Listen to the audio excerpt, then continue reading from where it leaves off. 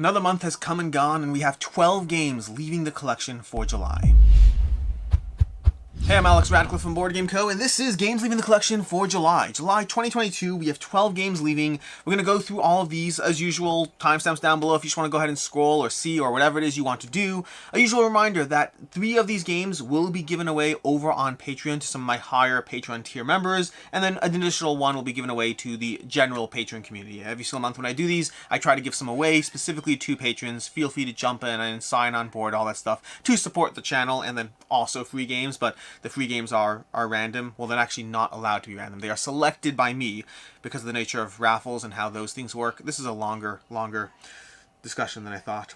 Anyways, let's go ahead and dive into this. As usual, these games, I talk about this, I have a link down below to whatever, how I sell games or how I get rid of games, all that stuff. And a regular reminder, I always try to do this, I get in a lot of games. I rotate my collection. I play a lot of games. I play over 1,000 games a year, and I play a lot of games, and I rotate a lot of games. I say that all the time because otherwise, there's this rotation. There is a rotation to my collection. I get things in, I review them, I decide which ones stick around, which ones last forever. Nothing lasts forever. I decide which ones last for a long time. I have a lot of games that make it. And I have a lot of older games that make it. And I have a lot of games in the middle that get played long enough and eventually do leave. That's just the nature of being a board game content creator. I play a lot of games, I rotate a lot of games, and that's just going to happen. In any case, let's go ahead and start this off with the very first one on the table in front of you, which is Black Rose Wars. Now, I will note the first 2 games I'm covering are not eligible for the Patreon giveaway. They're a little bit more expensive, but the rest will be. The first 2 games, first starting off with Black Rose Wars. Black Rose Wars from Ludus Magnus Studios. This has been one that has been on the potential radar to be leaving for a while now. And it's one that eventually did have to, well, go because of the fact that it's not getting played. I like Black Rose Wars a lot. I have Black Rose Wars Rebirth coming. I like this game. I really, really do. It's just a game that's hard to table, and it's a game that's hard to table without playing with the specific people who've already played it. I've seen people who are like, no, it's an easy game to table. I've played this game multiple times. I don't think it's an easy game to table. I think there's a lot of small rules, nuances, a lot of small adjustments. I think a lot of the game is very streamlined and straightforward, and a lot of the game is a little more unnecessarily complicated. It's one that I really do enjoy. I think it's a fantastic game, and I think for the type of group that is playing this game more often instead of a lot of different games, I think this is the kind of game a game group can rally behind. It's a game of casting spells, of being mages, and having your own spell books and your own custom spells, and then the various schools of magic that you're going to deck build around those specific schools of magic as you cast fireballs, as you mess things around, as you pull people towards you. Sorry for the random cut over there. I somehow managed to start coughing rapidly. I don't know what happened. Either way, it's a game of absolute enjoyment, a lot of fun. I think it's a great game. I just think it's a great game that needs to be played by a consistent game group. And for us, there are other games that fall into that niche already. Games like Root that I would rather play with a consistent game group over Black Rose Wars. Solid game, but one that is leaving. From there we have Ignite, we have Ignite Box 1 and Ignite Box 2. There's actually an Ignite Box 3 as well. That is neither here nor there. I just grabbed 2. I don't know why I grabbed 2 and not 3. Like, either grab 1 or grab all 3. Why 2 of them? That seems like a weird, interesting choice. But Ignite is a deck-building skirmish combat game. A very enjoyable deck-building skirmish combat game, but one that is... I had enough small nitpicks around that it's a game that I've enjoyed, but not a game I feel the need to keep and hold on to. It has some solid deck building, it has some solid skirmish, and the combination of the two do result in elements that I'll absolutely miss. In Ignite, you're building out your deck. You have a ton of market cards, and between the expansions, the base game, you have a variety of cards in front of you. And you use those cards in order to try to come up with the best deck. The combination of arrows, the combination of spells, the combination of movement, of mounts, of horses, of all these different things you have access to as you try to figure out how to charge down your opponents, to pull them into pools of lava, to have defenses in front of you ready for their spells against you. There's a lot of fun deck building going on here. And it very much has that Dominion flow, the flow of spending the first 3/4 of the game just building out a deck before you start to finally go for it, before you start rushing the ending, taking down your opponents. And it works very well. But I also had nitpicks. I also had complaints. I had things about the Ignite experience that I thought were very, very fun, and things about the Ignite experience that I thought were fine. And ultimately, in a game in a collection full of a lot more skirmish games that I think do it better. I guess the way I'd put it is, I have games that do skirmish better than Ignite, and I have games that do deck building better than Ignite. As of right now, Ignite does combine the two in a very satisfying way, but not satisfying enough for me to consistently pull this one off the shelf in comparison to other games in the general skirmish genre. I am curious about Ascension Tactics. That's one I've heard good things about. I don't know which one will hold up as far as how those two will compare and contrast. Ignite is very solid. I have not played the cooperative experience yet, or the solo experience. That's what the other box I'm missing, but that's Ignite, the Freeze or Ignite deck building game. From there we have to get this box around the edge of the other one, which is Force Science. Force Science from Gray Fox Games. Force Science is a very fun one that, again, has elements. It's one of the things, a consistent rating sphere for me. 3.5 is a very common rating that I give to games. And 3.5 specifically, the difference between a 3, 3.5, and a 4, is a 3 is a game that I think is solid, but also I just don't care. Like, if I never play it again, I just don't care. It's a solid game. Lots of solid games out there. 3.5s have elements to them that I will very much miss, but likely are not sticking around unless it's for somebody else in my house or a game group or whatever it is. 4 is where you start to get into a category where it's staying for me. 4s are games that stay for me because I like them and I enjoy them. Then we have 4.5s and 5s. Both these games are solid 3.5s. I will absolutely miss the deck building experience in Ignite. I will miss the comboing of spells and the way you can mess around with the terrain and have some very, very cool moments. And in terms of Force Science, I will miss the way you stack the dexterity of the blocks. For Science is a fantastic stacking dexterity, science-solving game, real-time elements going on in it from Gray Fox Games that does a lot of things incredibly well. But I also feel that the core game around it is a little bit too much. It's a little too fiddly, a little bit too much going on for the experience it gives me. And my favorite part of Force Science is just the dexterity element. I think the way they have you arrange and construct blocks in a way that fits certain patterns while touching certain ways really presents a very solid puzzle that is a lot of fun to actually go through. And then I think they added additional rules on top of it to make it a more fully fleshed out game that, while does a good job, I think for me takes a little bit away from the experience that I'm looking for. I think it's a fantastic stacking game, and I really like the stacking element. I just don't quite like as much of the rest of the game around it. It feels a little bit too much and overkill. Let me just go ahead and move my coffee on top of this board game. Before you lose your mind, it's okay. It's currently in a coaster. It's all good. Let me just take a sip of my coffee and then head on to the next game. The next game, we're going to start with some small boxes over here as we go through them. We're going to go ahead and go to Mass Transit.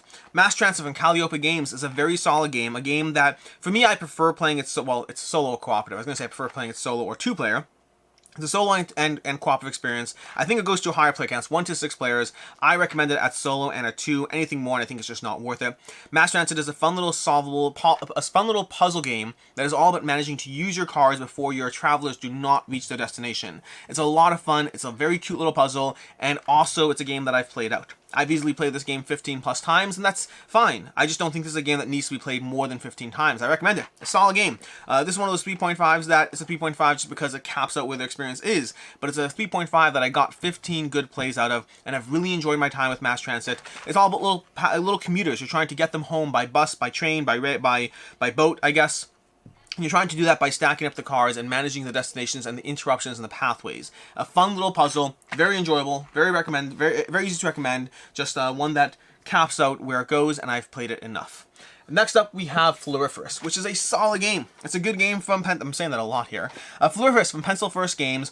This is one of their herb garden, games where you have little flowers and different things. You're trying to create different patterns in set collection, and it's fun. It is fun, and I think this is actually one of their better rated games in this general genre. For myself, I prefer Herbaceous. I prefer, what's the other one? The Whatnot Cabinet. I prefer Sunset over Water.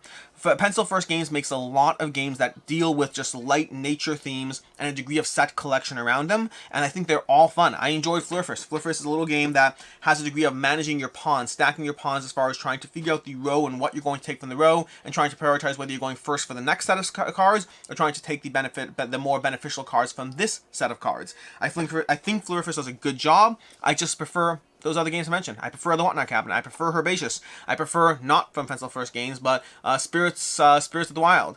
There are a lot of games that do this well, and for me, Floriferous does it well, but I have too many at this point, and some of them just have to go. Then we have one that stuck around for a while, Merchants of Magick. Merchants of Magick from Rock Manor Games. Merchants of Magick is a solid roll and write game where you are being a medieval merchant trying to become more proficient at selling different types of weapons, of armors, of spells, of all these different things as you go through the game experience and figure out how to cater to the various people who want certain things around you. So you have to become proficient at being able to cast this type of, being able to create this type of armor with this type of augment on it. You're trying to balance all these things as you figure out how to become better as a merchant and earn more money while you have your own personal private goals as well. And it's a really fun little engine, a roll and write game that, for me, the balance is, again, like some other games here, I think this is a game that doesn't have the degree of variability that I like from some of my roll and write games. This is a game that I've played through enough times that I'm fine with it. I like it, I enjoy it, I think it's a great game, but the experience doesn't significantly change up every single time. The experience doesn't really modulate that much from game to game, and it's just long enough, coming in at closer to around 45 minutes generally for this game. Well, I should say that with the caveat that I tend to play this at lower player counts, and so it comes in at a little closer to a longer game experience without the variability to keep it fresh and alive. It's a game that I enjoy, it's a game I recommend, but it's a game that I've played through enough times that I'm fine moving on from it. Speaking of, I don't know why I said speaking of, there's no smooth transition or correlation to this next title, it's just the next title on the list. We have Miyabi from Haba Games. Miyabi, a game that approved game that I really enjoyed, and then didn't really play again. Miyabi is a game I only played one time, and I have not been pulled in enough to pull it back to the table. Miyabi is a fun stacking game where you're trying to manage these different tiles, so you place them down, trying to organize where things connect to one another, and there's a whole bunch of different modules to mix up the experience. It's one of Haba's more game night approved games, so it's a little bit more heavier in terms of the genre, hence the lack of a completely yellow Haba kid-friendly box, and I think Miyabi is fun. I just think it's a game that I played it 8 months ago, and it doesn't really get looked at as far as pulling a game off a shelf to play again. It simply exists, and maybe it'll get played at some point, but right now it hasn't actually been getting played, and so it's just here. And at a certain point when games don't get played, I start to wonder why they aren't getting played, and will I ever actually pull it off the shelf? In the case of Miyabi, it's a good game. I think it really is. Again, a 3.5 easily. If I was rating this one play, so take my rating with a grain of salt, but easily a 3.5. There's a lot of elements here that are really good. There's lots of good games. Lots of good games, and some of them will get played, and some of them won't. Miyabi is fun. Lots of fun. Moving on to the next one, which for me was not quite as good, although I've had... this is a weird one. So we have Dinosaur Island Rawr, right? Which is another roll and write game, similar to Merchants of Magick. I guess that's the only real similarity, and it's not even a roll and write, it's more of a flip and write, so totally different than Merchants of Magick. But Dinosaur Island Rawr and Write is a game that I must be playing it wrong, because I've played this multiple times and had the same problem every single time, and I've read through the rulebook again, both for myself, and then again a third time because of the fact that people are like, in one of my videos talking about this game, people are like, how are you having things destroyed in your park left, right, and center? That shouldn't be happening to you, and I was like, things have been happening. And left, right, and center might be a bit extreme. Maybe it just sounds more exaggerated when I say it. This is whole danger track. In Dinosaur Island Rawr and Write, you're going to be building out your park, you're going to be building dinosaurs, you're going to be building out exhibits, and you're going to have the park danger level constantly rising, and you're going to have to deal with that by adding little lock symbols to keep your park in check. For those that you don't have, you're going to instead be making little marks, and eventually bad things happen to your park, which happens to me every game I play. Now, to be clear, I always build a bunch of carnivores, so if you're just building herbivores the whole time, which are much less dangerous, maybe that's why for you it's going differently. For me, when I play Dinosaur Island Rawr and Write, every time I play, bad things happen to the park. That's just how it works, which is not the end of the world, but for a game that only lasts 3 rounds, 3 cycles, 6 rounds of actual play, so there's 3 phases. Each phase has 2 rounds, and each round then has a follow-up sequence in it as well that you're going to run through. I think it's a fine game, but for me, I just didn't like the fact that bad things happened to my park, and it just was less satisfying. Again, maybe I'm playing it wrong. At this point, I don't really know. What I do know is I'm just not motivated to continue playing this one. Maybe... I don't know, maybe I'll play it sometime with somebody else who's like, why are you doing things that way? And I'll be like, oh, I'm so sorry, I shouldn't be doing things that way. But I've read the rulebook again, and I think I'm doing everything correctly. This is one of the dangers, by the way, a little weird tangent at this point. One of the dangers of being a board game reviewer is if you make mistakes, and if your opinion is based on a mistake, it's not great. It's not a good look. It's a very, very irresponsible look, because you are reviewing, you are giving an opinion, you're like, this game is broken and imbalanced, and you read a rule wrong. And the problem is, another problem with being a game reviewer is the amount of games that you get played, the amount of rule books you have to read. It is very easy to inevitably get a rule wrong. It's yet another reason why we constantly talk about the fact that game reviewers tend to be a little bit more resistant to being negative, because if I'm positive about a game, if I love a game and I got 4 rules wrong, who cares? I love the game.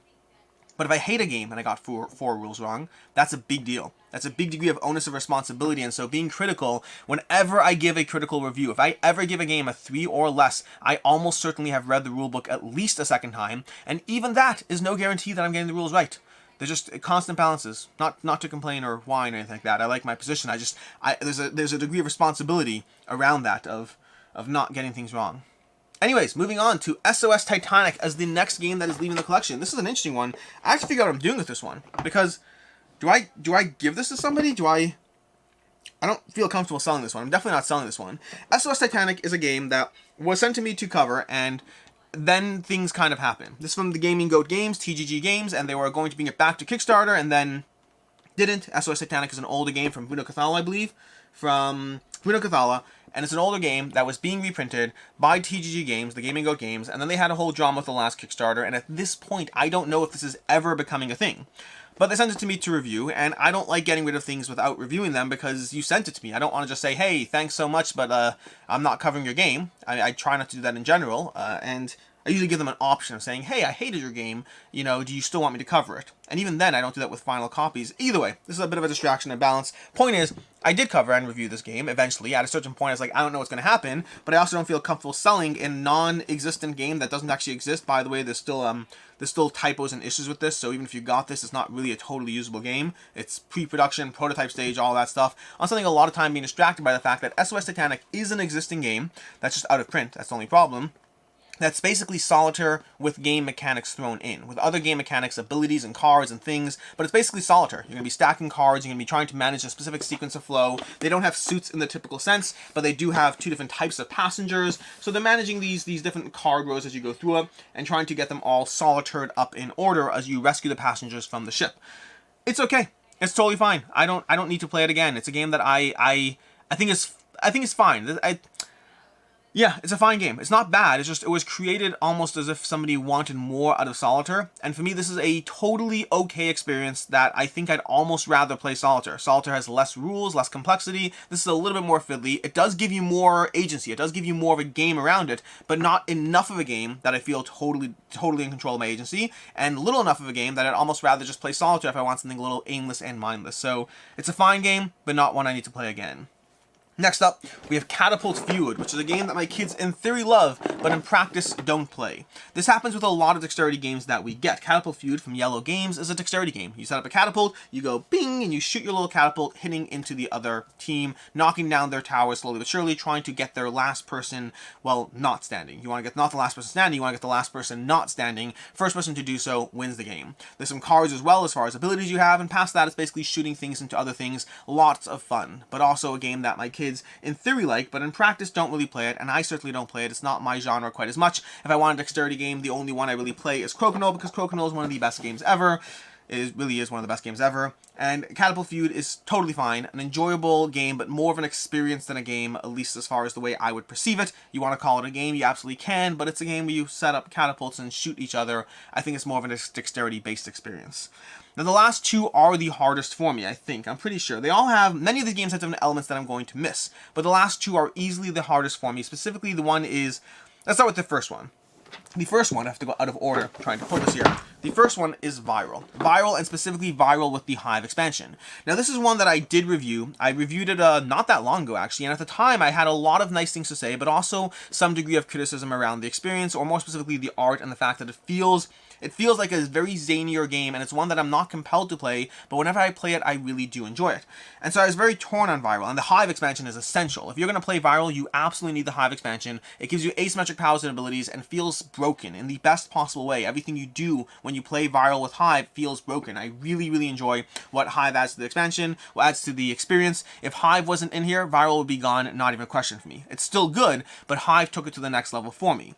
The problem is, it just doesn't compel me. The art doesn't compel me, the theme doesn't compel me, everything feels weird and zany. If this was rethemed, I think it would be back in my collection. If this was rethemed and done differently, I think it would be here. And for a while, I was conflicted on it. And then one day I kind of realized that, while I like Viral, there's just not a situation in which I feel the need to play this game over City of Spies. City of Spies is a game that's from the same designer and same company, and I think City of Spies is a significantly better experience that has degrees of commonality and overlap with this game, that it very much feels like it's the same design experience. It feels like it's the same designer, it feels like it's the same company, but I think City of Spies does it better. I think the theme is a much better match, I think the game is a much better game, and I think it does most of the same things while managing to preserve, well, all the same stuff, the same general concepts as far as area control, of subterfuge, of trying to outwit and outbalance your opponent. I think the main thing that Viral does, that City of Spies does not, is the Hive expansion. The Hive expansion bringing you a degree of chaos and asymmetry to a very fun, in your head, thinking and rethinking and double thinking and triple thinking experience. But past that, the rest of the game is similar enough that I'd rather just play City of Spies. So Viral's a good game, I recommend it, but also for me, I recommend City of Spies significantly more. I think that game is an absolute gem and one worth picking up. And then lastly, for July, we have the hard one, the hardest one, which is Tiny Towns. Tiny Towns, and this is partially because of the fact that I've Deluxeified the everything out of this. This thing has been Deluxeified as far as you possibly can Deluxeify. It has fully stickered buildings. I've stickered every single building in this stupid game. Stupid not because it's stupid, stupid because I spent a lot of time stickering everything up and getting everything. I built the insert, I got the extra pieces, I got all this stuff. I have a ton of things going on in this game, and it doesn't get played enough. And this is a problem I had the first time around too. This is a game I've reviewed this as well as both expansions. I think Tiny Towns is a great game, and I think it's very adaptable to player counts too. My problem with Tiny Towns is consistently people don't ask to play this one. Not me, not other people. It is a good game, but one that doesn't get tabled. When it's time to play a game at a higher player count, we often pick something else. We pick, I don't know, what do we have right now? We have Seven Wonders. We have even Libertalia recently. There's other games that tend to get picked when we have higher player counts, and this is very low on the list to pick when we have lower player counts. And so Tiny Towns is a game that I played the original game when it first came out, kept it for a while because I thought it was great, and then got rid of it. I got it back because the expansions supposedly enhanced the experience, and so I got it back with the expansions, and the expansions, they enhanced the experience. That's true. All that's true. Gives you tons of variability, a quick, simple, accessible polygonal game, a good gateway game, good with a variety of player counts. I have a lot of positive things to say about it, and the net result is that when it's time for me to pick a game off the shelf, Tiny Towns isn't on the list, and when it's time for somebody else in my family or my game group to pick a game off the shelf, Tiny Towns does not get picked. It's a good game. I just have a lot of good games, and this one does not get tabled, and eventually it came to the point where I was like, do I just keep it because I upgraded and Deluxeified it? What if I change my mind another time? Then I have to go through that whole process again. But I don't think I will. While I do get games back here and there when I change my mind, I've done full videos on the subject of games I've gotten back that stuck around, and games I've gotten back that did not stick around. I definitely do it. But getting a game back a third time, that's a very infrequent experience. It's happened, but it's very, very infrequent, and I don't see it happening with Tiny Towns. It is a hard one to say goodbye to. It's a good game, and one that I've spent time, effort, and energy Deluxeifying it, but I think it's time to move on to the next person. And that's it. These are the 12 games leaving the collection in July 2022. Lots of solid games here. Very few that I don't like at all. I would say that as far as if you're looking at the games I just don't care enough about, it's SOS Titanic, and Dinosaur Island Rawr and Catapult Feud. I think those are the ones I don't care enough about. Every other game here has some degree of something that compelled me and still compels me. It's just constantly and frequently going to be about making choices around. There's that throat thing again. I don't think I've drank enough water today. It's constantly going to be about making choices around the games that stick around versus the games that leave, and then just trying not to regret your choices after the fact.